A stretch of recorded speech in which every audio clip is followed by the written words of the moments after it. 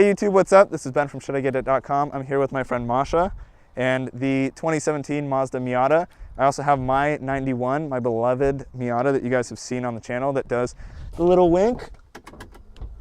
And today we're going to show you some big pro and con differences between the new Miata, and sadly there's a couple cons that we found while driving it a couple hundred miles today, and the old Miata, which I love. I love both of them, but for the first test we are going to race to see who can get the top down first. And I'm going to get on that side so she doesn't have an advantage. Ready? Hold on. Don't get in yet. Don't get in. Open door.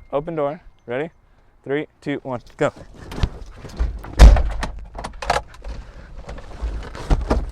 Oh, I think I might have got it. I think I might have won that one. I messed up. All right, we're going to go up. Ready? 3, 2, 1, go. God. You got that one? Yeah. All right, one more time going down. Ready? 3, 2, 1, go. Whew.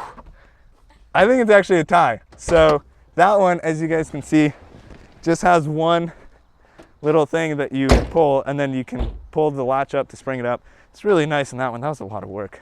And now we're going to look at the trunk, then we're going to look at the interior, the glove box, the window switches, all that good stuff. All right, Masha, what do you think of this trunk setup on this one? So it's okay. The button's all the way down here, and it's kind of annoying. Why? This is like the 5th time that the trunk hasn't opened, but if you move the key like 3 inches closer, it'll probably work. Okay. There you go. So that's how it works. I guess you can fit a good amount of stuff in it. And softer bags probably work better, because if you have like a hard suitcase, you probably can't fit it as well, because you'd have to move it around. So yeah, but you could probably fit like double this in here, which is pretty good. The trunk itself is kind of annoying because when you close it, you don't really know if it's closed or not, because it kind of looks open still, and there's no place to like put your hand to open it. You just kind of have to like see it open and then go like that. So in comparison to the NA Miata, this one doesn't have a trunk release on the key.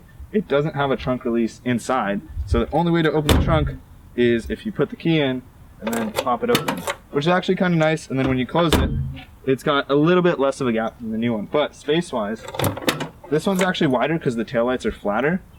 If you look in this one, they're just like flat. If you look in the new Miata, it's kind of like a triangle. But I could fit, I think, all the same stuff pretty easily in here. Like, everyone thinks the Miata doesn't have enough space, but probably fit this. Yeah, but you can fit like one carry-on, a small bag, but you can definitely fit more duffel bags in the ND because I think it's deeper.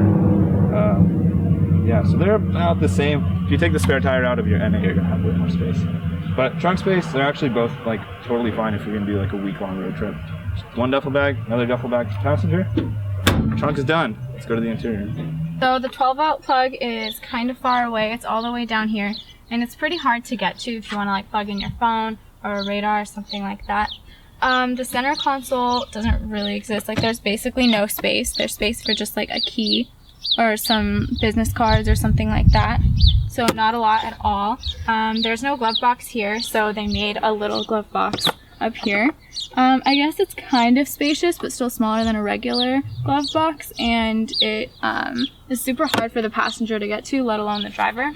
And the cup holders, there's one up here and there's one back there, and you can just pop it out and pop it in here if you have a passenger, so your passenger can get your water, but otherwise you can pop it back over here and have it for the driver. So in my 91 Miata, I have almost everything that the ND has, but I like to think a little bit more well laid out. So here I have an actual glove box that I could fit gloves into, and like, you know, 12-volt socket, like extra stuff, things I don't really need. I have an actual center console right here, so I can put my phone, put my wallet, put my receipts, which is nice. I have an actual, look at that, cigarette lighter, classic. Paid $40 for this OEM lighter, which was insane, but I had to get it because my car didn't come with that. And I don't have cup holders in here, so I can never drive with a drink that's not in a bottle unless I have a passenger, because then I just make my passenger the human cup holder, which is nice. So the Miata cup holder thing really well figured out. There are some mods you can get for this car to have cup holders. They don't work that well from what I've seen. That's why I haven't bought one. But if you know of a good NA Miata mod for cup holders, let me know, because I hate leaving all my stuff in the trunk, all the models, because I don't like them flying around here and then having to pull over just to get a drink of water. So let me know. At least my window switches are actually in a normal spot. My window switches are right here in the middle for both. They're just really slow. As far as the button placement goes, it's kind of uncomfortable because when you're shifting gears, you're obviously going to hit one of these buttons, and these buttons control the radio, and this controls the volume. And even though that the driver has control of the volume, it's still pretty uncomfortable, especially when you're hitting it with your arm. The screen is touchscreen, but only when the car is stationary, so when it's moving, you can't touch it. And I feel like the buttons should just be up here, because that's so much more convenient, especially like at least a volume knob would be nice here for like the passenger instead of reaching under the driver's arm while they're shifting gears. So as far as the gauges go in the ND, they do look really nice. You have a red line of 6,500 RPM, and the engine loves revving up there. Power comes in like right after 4,000 really, and peak is I think around 6,500. But you have the nice big tack in the center. It tells you what gear you're in right here, and it recommends the next gear to be fuel efficient. You have this digital screen on the left, which is super nice. So it tells you your miles per gallon, average speed, your range, which is really important because in my NA, I never have any idea when I'm going to run out of gas. And then you have your lane departure warning on or off setting light right there, which is actually kind of annoying because it makes me think traction control is off. When you turn traction off, that shows up right there at the top. So you actually have two, orange off lights. So traction off and then lane departure off. And it's kind of annoying because I was driving and I thought that lane departure or traction was off, but it wasn't. But I wanted it to be on. Anyways, you have all your setting switches right here for that. The tire pressure monitoring system, lane departure, traction, and your blind spot detection, which is nice to have in this car. So those are the buttons and the tack. It's pretty nicely laid out.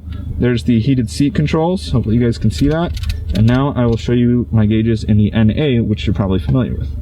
So in the NA Miata, I have a new Bluetooth headset that I put in here, which is really nice. You can't really put an aftermarket set in the newer Miata, not that I know of, which is cool. I have my volume control right here, which is important. And I still have the headrest speakers, just like the new Miata does, which are Bose in the newer Miata and just like some off-brand in mine. And then for my gauges, you can see that I just have these like chrome line gauges. They look pretty cool, but the fuel gauge, that's all you get.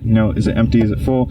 You have oil pressure, you don't have oil temp, you have regular temp, and then you have the regular gauges that also go to 6,500 RPM red line and 140 miles per hour. So the Miata heritage is definitely, passed on. The new Miata has the same red line, same top speed, and just has more info and really good looking gauges. I love the big tack in the newer Miata, which is awesome. So you guys saw the interiors of both cars, you saw the trunks. They definitely have their differences, but at the core, they are both definitely MX-5 Miatas. I love them both. I love mine because it's got an actual glove box and the center console, and the seats are comfy. And I also have heated seats in my car, which are aftermarket, but this has a limited slip diff and this doesn't, but this is a lot faster and a lot comfier, and the top goes down way easier. So we're gonna get Jamba Juice because it's freezing cold. Which Miata do you want to take? That one. All right, let's do it. Hope you guys enjoyed. See you in the next video. Peace.